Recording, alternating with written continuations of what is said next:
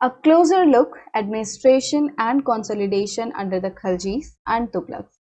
तो इस सेक्शन में हम ये देखेंगे कि किस तरह खलजीज एंड तुगलक्स के टाइम पे उनके साम्राज्य में एडमिनिस्ट्रेशन होता था, मतलब किस तरह प्रशासन चलता था, और किस तरह कंसोलिडेशन होता था। कंसोलिडेशन मतलब कि किस तरह इतने बड़े एरिया को हमने देखा कि किस तरह दिल्ली सुल्तनत जो थे उन्होंने इतने वास्ट एरिया पे कब्जा कर चुका था, कंट्रोल कर चुका था। अब इतने वास्ट एरिया को किस तरह एक बनाए रखना, उसको मैनेज करना, कंट्रोल करना बड़ा मुश्किल काम था। तो वो खलजीज एंड तुगलक्स ने कैसे किया वो हम इस सेक्शन में देखने वाले हैं। तो जाहिर सी बात है कि इतने बड़े एरिया का, इतने बड़े किंगडम का कंसोलिडेशन जो है वो एक आसान काम नहीं था। It was not an easy task, क्योंकि देखना पड़ता था कि भाई कोई रेबिलियन ना खड़ा हो जाए, कोई कम्युनिकेशन गैप ना आ जाए। जैसे हमने देखा था कितनी सारी दिक्कत आती थी कि वास्ट एरियाज में जब आप कंट्रोल कर रहे हो तो कम्युनिकेशन गैप हो जाता है, बहुत सारे कारणों से कम्युनिकेशन गैप आ सकता है, और रेबिलियन हो सकते हैं, वॉर हो सकता है, तो बहुत सारी कंडीशंस हो सकती हैं। आपके जो सबऑर्डिनेट्स हैं वो अपनी इंडिपेंडेंस क्लेम करने की कोशिश कर सकते हैं। तो इसीलिए जो दिल्ली सल्तनत थे वो क्या चाहते थे, वो रिलायबल गवर्नर्स चाहते थे। अब रिलायबल गवर्नर्स मतलब ऐसे गवर्नर्स एंड एडमिनिस्ट्रेटर्स जिन पे ये लोग विश्वास कर सकें, जो विश्वास पात्र हों, जिन पे ये लोग आंख बंद करके एक तरह से भरोसा कर सकें कि ठीक है ये हमारे खिलाफ नहीं जाएंगे और ये सारा काम अच्छे से संभालेंगे। तो ऐसे लोग चाहिए थे। तो इन लोगों की बात करें जो दिल्ली सुल्तान थे, स्पेशली इल्तुतमिश, तो इन लोगों ने क्या प्रेफर किया कि जो नॉर्मली जो एरिस्टोक्रेट्स और जो लैंडेड चिफ्टेंस होते हैं, मतलब कि जो बड़े बड़े अमीर लोग हो गए, जो जमींदार हो गए, नॉर्मली उनको ऑफिसेस दिए जाते थे। बट जो दिल्ली सुल्तान थे एंड स्पेशली इल्तुतमिश, इन्होंने क्या प्रेफर किया कि इन लोगों ने अपने जो स्लेव्स थे, जिन स्लेव्स को इन लोगों ने अपनी मिलिट्री सर्विसेज के लिए परचेज किया था, खरीदा था, तो क्या किया कि इन लोगों को, जो स्लेव्स थे, इन्हें इन लोगों ने प्रेफर किया कि उनको ऑफिसेस दिए जाएं। जमींदार और एरिस्टोक्रेट इन सब के बदले जो स्लेव्स थे, जो उनके बंधुआ जो आदमी थे एक तरीके से, तो उनको इन लोगों ने डिसाइड किया कि वो ऑफिसेस उन्हें देंगे। तो इन स्लेव्स को पर्शियन भाषा में बंदगा कहा जाता है, और इन बंदगाहों को इन लोगों ने अपनी मिलिट्री सर्विसेज के लिए खरीदा था, और ये इनके स्पेशल स्लेव्स हैं। तो इन लोगों ने क्या सोचा कि भाई किसी जमींदार और इन सब से इन सबको ऑफिस देने से अच्छा है कि हम कुछ ऐसे लोगों को दें कि जो टोटली हम पे डिपेंड करते हों, जो हमारे विश्वास पात्र हों, कि जो स्लेव्स हैं उन्हें तो हमने ही खरीदा है, हम उनके मालिक हैं, जैसा हम कहेंगे वैसे ही वो काम करेंगे। तो कुछ इस तरीके से सोचा उन्होंने, और स्लेव्स को ट्रेनिंग दिलाई अच्छी खासी, की बहुत डिटेल्ड जो है केयरफुली ट्रेनिंग दिलाई उनको, ताकि उन्हें जो बहुत इंपॉर्टेंट इंपॉर्टेंट ऑफिसेज हैं वो दिए जा सकें। Now since they were totally dependent upon their masters, the sultan could trust and rely upon them, क्योंकि पूरी तरीके से जो स्लेव्स थे वो अपने मास्टर्स पे ही डिपेंड थे, अपने सुल्तान पे ही डिपेंड थे। उनका ऐसा नहीं था कि जो सुल्तान थे उनको ऐसा डर नहीं रहता था कि किसी दिन ये अपनी डिपेंडेंस क्लेम करने के लिए आ जाएंगे या मेरे खिलाफ बगावत छेड़ देंगे। तो इनको इस चीज की टेंशन नहीं थी, तो इसलिए इन लोगों ने सोचा कि जो सुल्तान थे इनको ज्यादा ट्रस्ट कर सकते थे। स्लेव्स रेदर देन सन्स, तो यहाँ पे एक स्टेटमेंट दी गई है कि किस तरह स्लेव्स को देखा जाता था।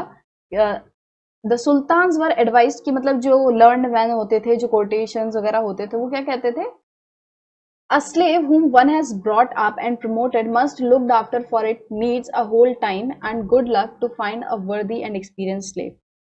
तो एक स्लेव जिसको कि अच्छे से, मतलब उसके मास्टर ने उसको बड़े ही अच्छे से मेहनत लगा के, पैसा लगा के उसको बड़ा किया है, उस पर पैसा खर्च किया है, और पूरी जिंदगी उसकी देखभाल की है। मतलब कि अगर स्लेव कोई लाता है तो उसके खाने पीने के लिए भी तो, उनका खाना पीना रहना भी तो फिर उसका मास्टर ही देखता है ना उसके लिए। भले ही उससे काम निकलवा रहा है, बट काम भी तो तभी निकलवा पाएगा ना कि जब वो इंसान करने लायक होगा। तो इसलिए उसका भी ध्यान रखना पड़ता था।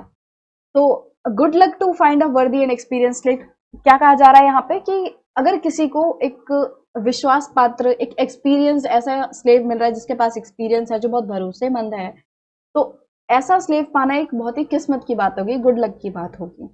Vice man have said that a worthy and experience slave is better than a son. तो जो महंत लोग हैं, जो लर्नड मैन है, वो क्या कहते हैं कि एक बेटे से बेटर है कि एक एक्सपीरियंस्ड और वर्दी, मतलब कि जो किसी लायक हो, ऐसा स्लेव मिल जाए, ऐसा बंधुआ मजदूर मिल जाए। तो ऐसा कहा जा रहा है कि a slave is better than a son if he is worthy and experienced. अब आगे भी जो खलजीज एंड तुगलक्स थे उन्होंने जो बंदगा थे उन्हीं को यूज किया गवर्नर्स की तरह अपॉइंट करने के लिए। और इसके अलावा जो हम्बल बर्थ के जो लोग थे, मतलब कि इसमें लिखा हुआ है and also raised people of humble birth who were often their clients. इसका मतलब क्या है कि क्लाइंट्स मतलब ऐसे लोग जो कि उन पे डिपेंडेंट हैं, जो कि जो सुल्तान वगैरह हैं जो कि उनकी प्रोटेक्शन करते हैं एक तरीके से। जो क्लाइंट्स ऐसे लोग हैं जो कि सुल्तान के अंडर रहते हैं, राइट।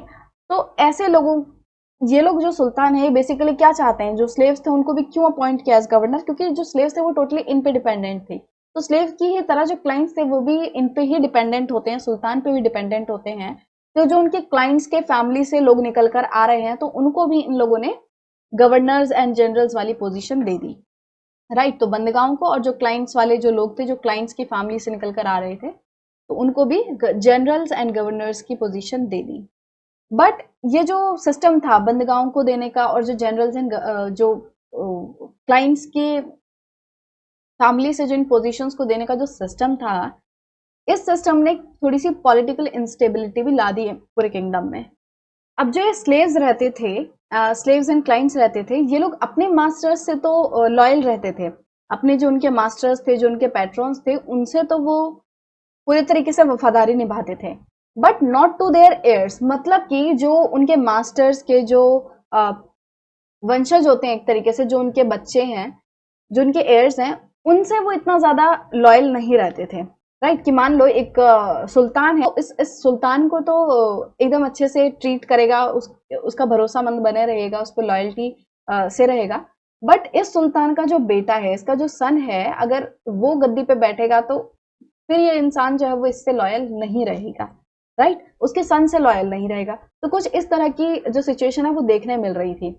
अब ऐसा तो था नहीं कि हमेशा पूरे टाइम, पूरी जिंदगी भर एक ही इंसान जो है वो गद्दी पे बैठा रहेगा। जो मास्टर्स हैं उनकी भी उम्र होगी, वो भी गद्दी से हटेंगे और उनके जो एयर्स हैं, जो उनके बेटे हैं, वो गद्दी पे बैठेंगे। अब एयर्स तो चेंज हो रहे हैं। अब उनके साथ क्या होता था कि जो उनके एयर्स हैं, जो उनके वंशज हैं, उनके भी अपने अपने सर्वेंट्स रहते थे, उनके खुद के सर्वेंट्स रहते थे। अब इनके न्यू सर्वेंट्स हैं तो ये भी अपने वफादार को, ये भी अपने जो लॉयल लोग हैं उनको गद्दी पे बिठाना चाहेंगे, मतलब कि उनको भी गवर्नर्स एंड जनरल वाली पोजीशन देना चाहेंगे। और पुराने वाले को तो इन्होंने हटाया नहीं है फिलहाल। तो मतलब इस तरीके से कुछ कॉन्फ्लिक्ट चलता था कि जो नए वाले हैं वो भी अपने सर्वेंट्स लाते थे, वो अपने जो सर्वेंट्स थे, जो स्लेव्स थे, उनको बैठाना चाहते थे जनरल एंड गवर्नर्स की पोजीशन पे। और जो पुराने लोग थे वो भी फिर एक तरह से कॉन्फ्लिक्ट करते थे, क्रिटिसाइज करते थे कि हमें ये जगह मिल रखी है, हमें ये पोजीशन मिल रखी है। तो इस तरीके से न्यू एंड ओल्ड जो नोबिलिटी थी उनके बीच में एक कॉन्फ्लिक्ट पैदा हो जाता था, एक तरह से झगड़ा हो जाता था। अब बहुत सारे जो लोग थे वो लोग इतने ज्यादा खुश नहीं थे दिल्ली सुल्तान के इस सिस्टम से। जो ये लोग स्लेव्स को बड़ी बड़ी पोजीशन दे रहे हैं, क्लाइंट्स को बड़ी बड़ी पोजीशन दे रहे हैं, तो बहुत सारे लोगों को ये पसंद नहीं था। तो बहुत सारे जो ऑथर्स थे पर्शियन तवारीख के, वो क्रिटिसाइज करते थे दिल्ली सुल्तान को for appointing low and base born people to high offices. वो लोग निंदा करते थे दिल्ली सुल्तान की कि वो लोग जो नीचे जो एक तरह से जो निचले तबके के लोग हैं उनको वो इतनी बड़ी बड़ी पोजीशन दे रहे हैं, तो वो लोग इनको क्रिटिसाइज करते थे दिल्ली सुल्तान को। Officials of sultan Mohammad Tughlaq, तो इसमें कुछ लोगों का जिक्र किया हुआ है कि किन किन को जो सुल्तान मोहम्मद तुगलक थे उन्होंने अपने जो पोजीशंस थी वो दी। तो सुल्तान मोहम्मद तुगलक अपॉइंटेड अजीज कुमार जो कि एक वाइन डिस्टिलर थे, फिरोज हजाम एक बार्बर थे, और मानका तबक एक कुक थे, और इसके अलावा 2 गार्डनर्स जो कि लाधा एंड पिरा थे। इनको इन्होंने एडमिनिस्ट्रेटिव पोस्ट दे दी। ठीक है, तो आप देख सकते हो कि किस तरह के लोगों को, जो वाइन डिस्टिलर हो गए, जो उनके बार्बर, कुक, गार्डनर्स, तो इस तरह के लोगों को जो उनके लॉयल थे, वैसे भले ये इस तरह के काम कर रहे थे, बट जो सुल्तान था उनके लॉयल थे, तो उस वजह से इन्होंने इतनी बड़ी बड़ी पोस्ट जो थी एडमिनिस्ट्रेटिव पोस्ट इन लोगों को दे दी। तो जो जियाउद्दीन बरानी थे जो कि मिड 14, वो इस लायक नहीं रहे कि वो रूल कर सके। उनकी जो कैपेसिटी है वो कम हो गई क्योंकि वो इस तरह के लोगों को अपना जो गद्दी है, जो इंपॉर्टेंट पोस्ट है, वो दे रहे थे।